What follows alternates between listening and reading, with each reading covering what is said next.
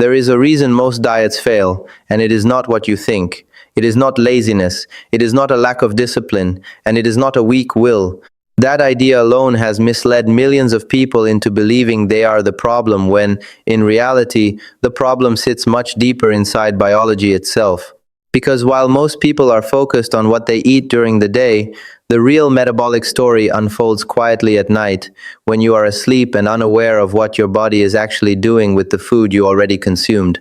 If you have ever struggled with weight loss, blood sugar control, or feeling like your healthy diet is not producing results, the issue may not be your daytime choices at all. The real determining factor often appears in a completely ignored window of time, between late evening and early morning, when your body is supposed to be recovering, but instead may be storing, mismanaging, or overproducing glucose in ways that slowly push you toward metabolic dysfunction. What most people do not realize is that every single night, your liver is still working. It does not shut down when you go to sleep. Instead, it shifts into a different metabolic role. It either clears glucose efficiently and stabilizes your system for the next day, or it converts excess sugar into stored fat and releases glucose in a way that raises your fasting blood sugar by morning. And this process is not random. It is shaped by very specific conditions created in the hours before you go to bed. That means your last meal, your evening routine, and even one small habit before sleep can influence whether your body wakes up in a balanced state or a stressed metabolic one. And this is where things become uncomfortable, because most dietary advice completely ignores this overnight window. It talks endlessly about calories, macros, and meal timing during the day, but very rarely addresses what happens when the body enters its longest fasting period of the day, sleep. Inside emergency medicine, this is something that becomes very clear over time. You start to notice patterns in patients who arrive with metabolic complications like insulin resistance, type 2 diabetes, or fatty liver disease. Most of them were not unaware. Many had already been told to eat better or exercise more. But what was missing was not effort, it was timing and physiology. They were trying to fix a 24-hour system with advice that only focused on half of that cycle.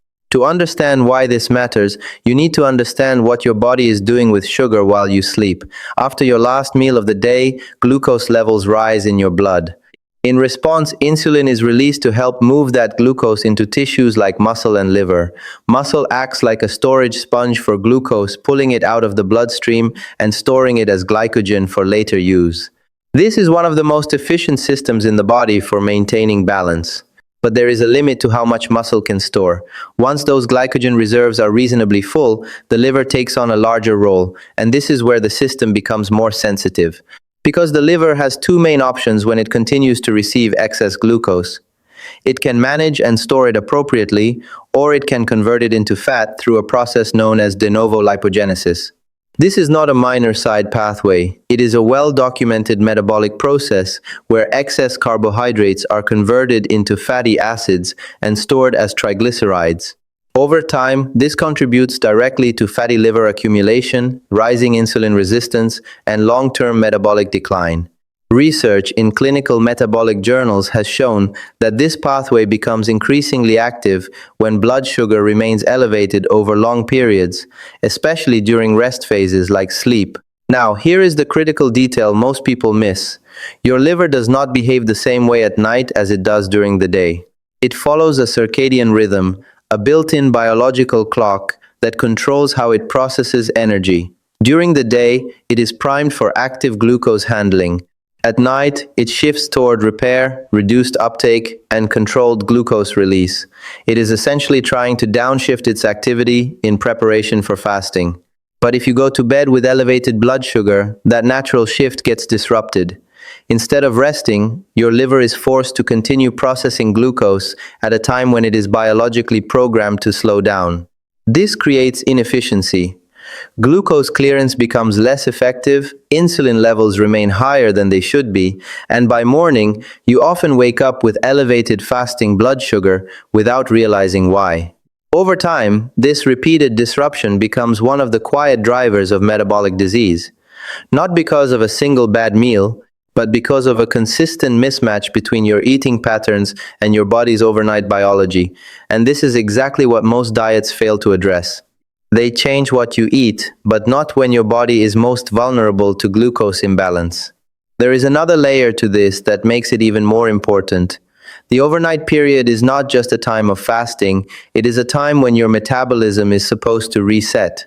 Hormones adjust, insulin sensitivity recalibrates, and cellular repair processes activate.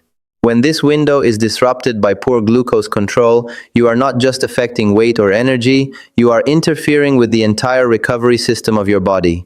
This is why two people can follow similar diets during the day and still have completely different metabolic outcomes. One may align their evening routine with their biology, while the other unknowingly disrupts it every single night. And over weeks, months, and years, that difference compounds in a way that most people never connect back to their nighttime habits. And this brings us to the part that most people find surprising. There are simple, low-cost ways to influence this overnight process in a meaningful direction. Not through extreme dieting or complicated supplements, but through small biochemical inputs that affect how your body handles glucose while you sleep. One of those approaches involves a very specific combination taken before bed, designed to support the exact metabolic window we have just discussed. But before we get into that, it is important to fully understand what is happening inside your body during these hours, because without that foundation, any intervention sounds like guesswork. And what we are dealing with here is not guesswork at all. It is a tightly regulated biological system that responds predictably to timing, inputs, and internal signaling conditions.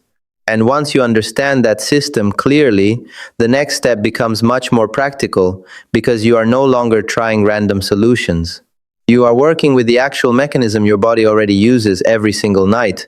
And once you understand that system clearly, the next question becomes unavoidable. If your body is already running on a precise overnight program, is there anything you can actually do to influence it in real time, without forcing extreme diets or complicated routines that most people cannot sustain? Because the reality is, your metabolism is not passive, it is responsive.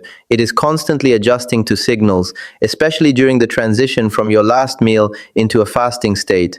That transition is where the liver decides whether to behave efficiently or to drift into glucose overproduction and fat storage.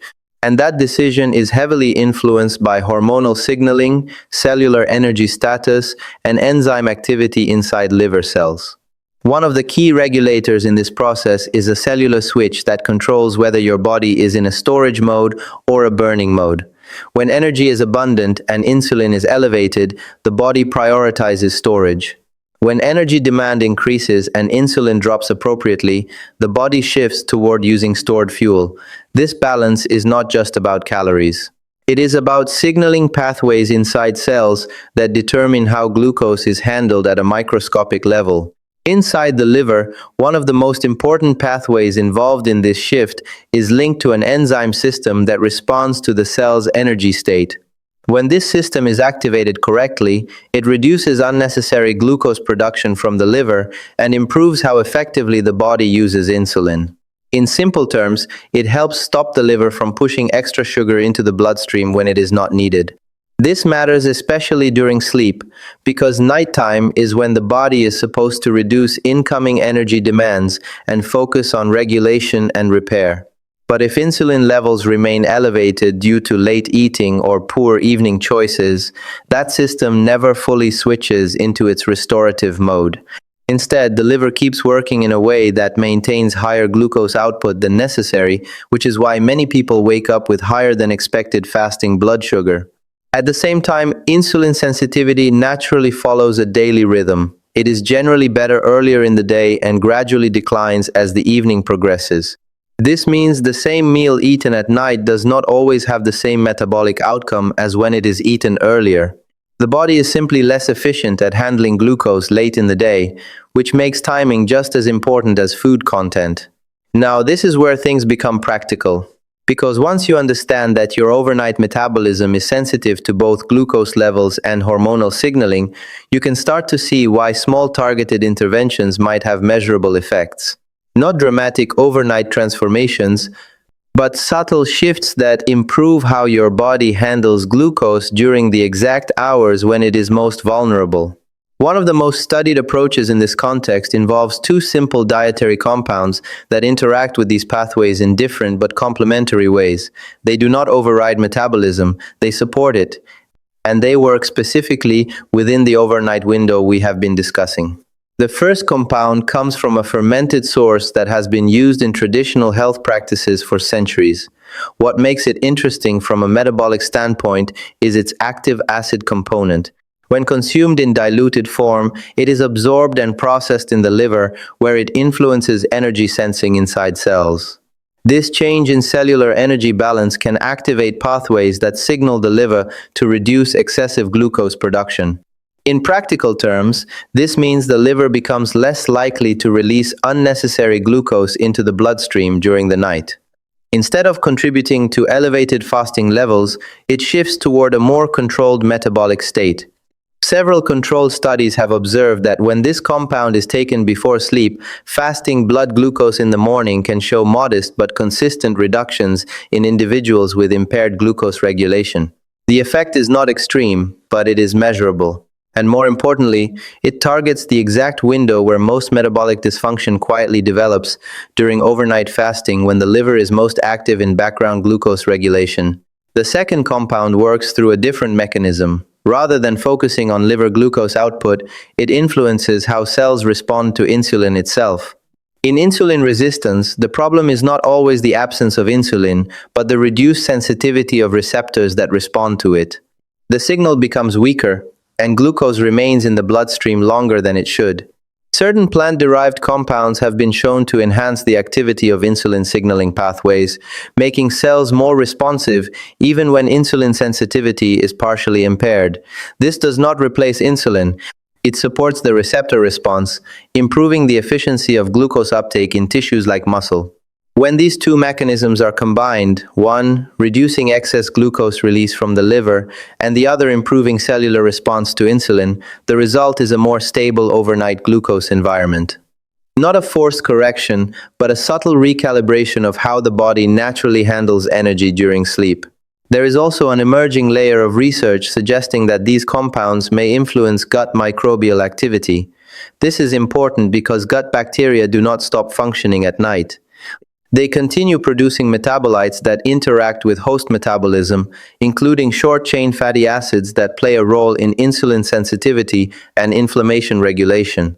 When gut microbiome balance shifts in a beneficial direction, the downstream effect is often improved metabolic stability, including better fasting glucose control. This is not an immediate effect. It develops gradually over repeated exposure, which is why consistency becomes more important than intensity. At this point, it becomes clear that the overnight metabolic window is not a passive gap in your physiology. It is an active regulatory phase where multiple systems are working simultaneously. The liver is managing glucose output, hormones are shifting insulin sensitivity, and microbial populations are producing signaling molecules that influence energy balance. And this is exactly why small, targeted inputs before sleep can have a disproportionate impact compared to what most people expect, because they are not acting on a static system.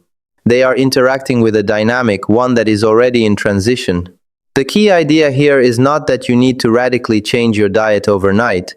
It is that you need to understand when your body is most responsive to subtle regulation. And for glucose metabolism, that window is consistently during the transition into sleep and the hours that follow. Once that is understood, the focus shifts from constant daytime restriction to strategic nighttime support. Not replacing foundational habits like nutrition and exercise, but complementing them with an awareness of how timing and biology interact in ways most people never consider.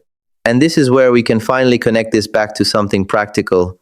Because once you know that your liver is making decisions during the night about whether to store or release glucose, the question becomes whether there is a simple, low-risk way to gently influence that process in your favor. That is where the next part of this discussion leads into a very specific, evidence-based combination that has been studied for its effects on overnight glucose regulation and metabolic balance when taken before bed. That leads us directly into something most people overlook. The idea that metabolism is not just driven by what you eat, but by how your body is prepared to process it at specific times of day. And nowhere is that more important than the hours before sleep when your system is transitioning from active digestion into a controlled fasting state. At this point, we need to move from theory into something more practical, because understanding the biology is only useful if it can be translated into an action that fits into real life. And the interesting part is that some of the most studied metabolic interventions are not complex pharmaceutical solutions. They are simple dietary compounds that influence the same pathways your body is already using to regulate blood sugar. One of these compounds has been studied specifically for its ability to influence how the liver handles glucose during fasting periods. When you consume it in diluted form before bed, it is rapidly absorbed and transported to the liver, where it is converted into a molecule that participates in cellular energy signaling. This shift does not force the liver into a new behavior. Instead, it gently alters the energy balance inside liver cells in a way that favors reduced glucose output. What this means in practical terms is that the liver becomes less aggressive in releasing stored glucose into the bloodstream during the night. And this is important because one of the main reasons fasting blood sugar rises in the morning is not because you ate sugar overnight, but because your liver continues producing glucose even when it is not needed. By influencing this pathway, the body is essentially guided toward a more stable overnight state, not suppressed, not overridden, but recalibrated. And this subtle shift is what leads to the small but measurable improvements seen in clinical observations, especially in individuals with early signs of insulin resistance. The second compound works on a completely different side of the same problem. Instead of targeting the liver's glucose production, it targets how responsive your cells are to insulin. In healthy metabolism, insulin acts like a signal that tells cells to open up and absorb glucose from the bloodstream. But in insulin resistance, that signal becomes weaker and cells respond more slowly or less effectively. This is where certain plant-based compounds become relevant. Some of them have been shown to enhance the activity of insulin receptors and improve the downstream signaling process inside the cell. That means even if insulin levels are not changing dramatically, the body becomes more efficient at using the insulin it already has. When you combine these two effects, reduced glucose output from the liver, and improved glucose uptake in tissues, you begin to address both sides of the glucose balance equation. One reduces excess supply, the other improves utilization, and together they help stabilize the overnight metabolic environment. But there is another layer to this that is often ignored in simplified discussions, and that is the role of the gut microbiome. Your digestive system does not stop functioning when you go to sleep. In fact, microbial activity continues throughout the night, producing metabolic byproducts that influence inflammation, hormone signaling, and glucose regulation. Some of these microbial metabolites, particularly short-chain fatty acids, have been shown to improve insulin sensitivity and support healthier metabolic function. They interact with receptors in the gut and immune system that send signals throughout the body, including to the liver and brain, influencing how energy is managed even during fasting. This is important because it means overnight glucose regulation is not just a liver and pancreas issue. It is a whole system interaction involving digestion, cellular signaling, and microbial activity all working at the same time. And any intervention that affects one part of this system can indirectly influence the others. Certain dietary compounds, including those we have been discussing, appear to support a more favorable gut environment over time. Not instantly, but gradually, by shifting the balance of microbial populations towards species associated with better metabolic health. This is one of the reasons why consistent use over weeks tends to show more noticeable effects than isolated occasional use. Now, when we bring all of this together, a clearer picture starts to form. The reason overnight metabolism is so important is because it is the longest uninterrupted metabolic state your body experiences every day.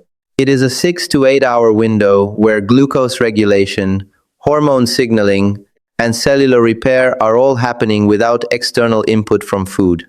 If that window is optimized, even slightly, the effects compound over time. Fasting glucose becomes more stable, insulin demand decreases, and metabolic stress is reduced.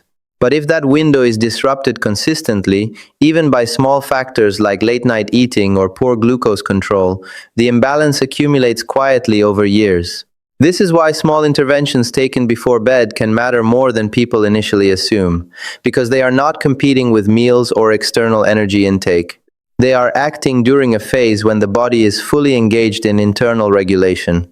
However, it is important to be clear about what this is and what it is not. This is not a replacement for a balanced diet. It does not cancel out poor eating habits or sedentary behavior, and it does not override the need for muscle activity, fiber intake, or overall calorie balance. Those remain the foundation of metabolic health. What this approach does is target a specific blind spot in most health advice, the overnight metabolic transition. A phase that is rarely discussed, yet deeply connected to long-term outcomes like insulin resistance, type 2 diabetes, and fatty liver development. And when people begin to understand this, they often realize that the biggest changes do not always come from dramatic lifestyle overhauls.